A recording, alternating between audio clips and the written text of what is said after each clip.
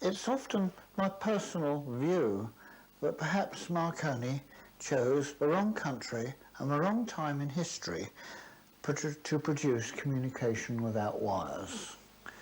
And I feel perhaps that they felt that getting messages out of the airwaves without wires was either the province of the devil or the church, and the Vatican knew it wasn't their department. And so it was that 100 years ago this year, Marconi came over to this country to take up his ideas of communication. He had a family friend, A.A. Campbell Swinton, who liked what he was doing and believed in him, and also had the ear of Mr. William Preece, the senior engineer for the post office, who also liked what he was doing, and he was given every encouragement and every bit of financial help that he needed to develop his ideas of communication. So good it was, in fact, that he was soon able to transmit the letter S across the Atlantic from Poldo to Newfoundland. It grew very quickly, and soon shipping all over the world was being equipped with this new-fangled wireless. It saved lives. It helped ships in distress. It helped with the first arrest at sea in the case of Crippen. It helped tremendously with the Titanic disaster, and many others since. But apart from anything else, it fired the enthusiasm of the average little man in his workshop. The average man that liked working with his hands found that this new miraculous toy was within his reach. If he could wind coils and use a screwdriver and a pair of pliers, he could make a simple device that would actually receive wireless signals. It was quite simple. It was rather similar to this, in fact. A couple of coils over the top of each other, a piece of galena crystal, a little piece of wire called a cat's whisker, but would actually receive when you found a sensitive spot, and would drive a pair of good quality high resistance earphones. And they could then pick up other amateur transmitters. They could pick up the post office, they could pick up shipping, and they could pick up foreign stations, which wasn't an awful lot of good. They hadn't got an awful lot of telephony around, and it was mostly Morse, but it was wireless. It was the new miraculous toy. And this is a letter sent to Mr. Preece by Campbell Swinton introducing Marconi. And that was the start of it all. 100 years this year. But it came into its own during the First World War, naturally. Matter of fact, we even had some wireless communication during the Boer War. It wasn't very good, but it was a start. But during the First World War, it was used a lot. And by 1915, we had actually developed the R valve. A very simple, basic triode. It lit up very brightly. It lit the room up, in fact. It needed a high-tension supply. It needed a low-tension accumulator. But it was more reliable than the cat's whisker. It could take more vibration, and it also amplified.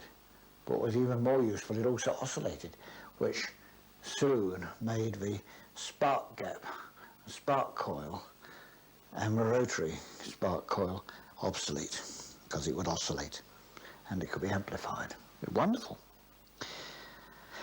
And so wireless took off across Europe. And by 1922, most of Europe had got some sort of a broadcasting system going on a fairly regular basis. But not so poor old England. British government said no, can't have wireless for entertainment, it would rot your soul. After all, wireless is meant for rescuing and arresting people at sea, like the Crippen affair and the Titanic. After all, British people have got their music halls and their pubs and their theatres and their pianos and their gramophones. What more could they want? In fact, what finally clinched it was the Dutch felt sorry for us and started broadcasting programmes of good quality music in English to the poor British people who hadn't got their own station. This really got up the nose of the British government. We don't like being rescued by other countries, especially the people like the Dutch. who we probably regard as natural enemies anyway. And the government said, right, may your soul rot in hell, you will have broadcasting. And the British Broadcasting Company was formed. And it started from Magnet House and later from Savoy Hill. And we then showed the rest of the world how to do it. Our stations were low power, but clean, with no drift, no fading, and the subject matter was of the highest possible order. Soon we opened up other small stations in Birmingham and Manchester and Cardiff. Dozens of them, in fact, so soon the whole of the British Isles were covered with a good network of broadcasting stations. So good it was, in fact, that the public was saying, this is excellent. We can actually set our clocks and our watches to the radio. It's so accurate. It's Greenwich Mean Time. Couldn't do that with French stations, always half an hour late. In which we are filming at the moment, follows a theme.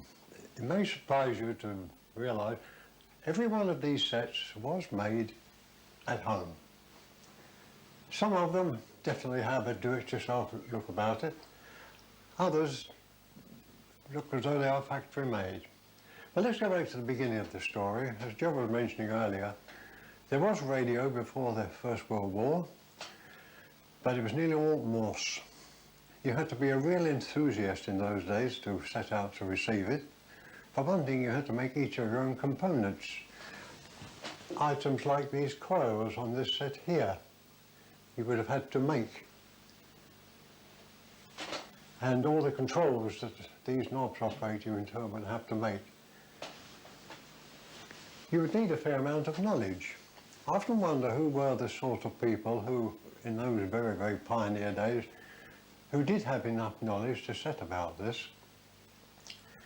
I imagine anyone in the electrical engineering industry would be able to read up what was happening and would understand enough to be able to make their own apparatus.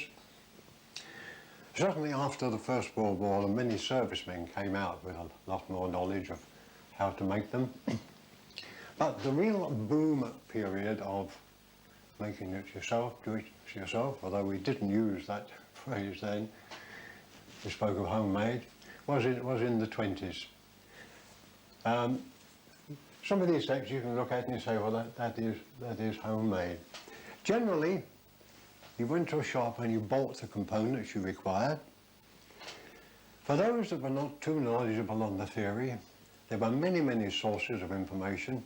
Nearly all the popular magazines, wireless magazines, would produce circuits. The manufacturers began to produce kits that you could put together to make your own set. It did bring about quite a saving for the constructor, because all during this time, Marconi, who held all the patents, he was collecting 12 shillings and sixpence on every valve, on every set made in this country. Now 12 and sixpence was the price of a bottle of whiskey then, so you can see it was quite a fair amount. Now I say on every set made in the country. Of course, he could not know what was going on in all the homes in the country. All the manufacturers, of course, they had no choice but to pay this royalty, as it was known. And as a matter of interest, in the very early days, a royalty was also payable to the BBC, because the BBC did start off as private enterprise, with government control, but it was private enterprise. And of course, they needed some return. So, but if you made your set at home, you did not pay this royalty. Now, I think the Marconi regarded it that if you could, and you chose to make your own set at home, no royalty was payable. But if you chose to give or tried to sell that set, then a royalty was due to Marconi. So you see, you made quite a saving there. And of course your own labour, which is something the manufacturer paid for, didn't cost you anything. So that during the 20s, many sets, many thousands of sets were made at home. I remember when I was quite young, my interest began to grow in wireless. A neighbour made his own set, and you know, we can imagine no greater hero. But of course, everyone who made his own set immediately became the local expert, you see, and was expected to be able to rectify all the troubles that did occur. And there were quite a lot of troubles because the whole equipment that you had to put together was fairly elaborate. You needed a large aerial in the garden. You needed two kinds of batteries, one we called the accumulator, which was rather like the car accumulator we know now, and another one was called the high tension battery, which produced 100 volts. All these things had to be connected together. In turn, the loudspeaker would be separate. Now, if you add all those together and think of all the possible connections there were, you can see that there are many, many possibilities for things to go wrong. Even within the set itself, very, very few people in those days were able to use a soldering iron, so nearly all connections were made by putting the wire under a terminal and tightening it up. There again, you can see there were chances for things to go wrong. But, by and large, people did succeed, and I'm very sure that this opportunity to make your own set at home did account a great deal for the growing popularity of wires, because against that, these sets as made by manufacturers were expensive. And it was a great day for the home constructor. But it didn't end there. Even well into the 30s, even when the commercial products were as cheap almost as you could make them at home, and in many cases were possibly better, I think making wireless sets had grown to such a hobby that there were many people who carried on doing that many, many years afterwards, and even after the war. Anyone coming into this room immediately would wonder what they were looking at. Some of it looks almost like junk.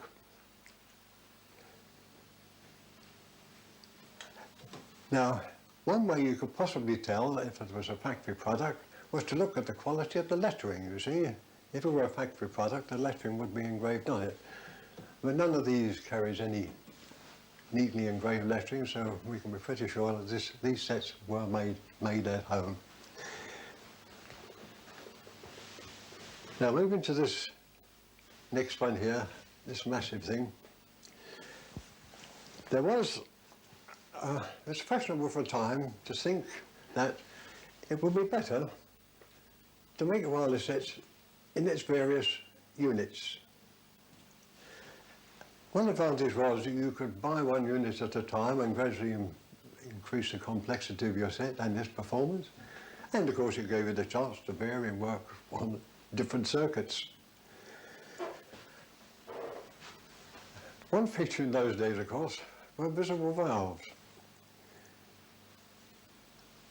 I think it's quite interesting to see that the shape of the first valves was simply the same as electric light bulbs, because it was to those factories that they went first for the making of these.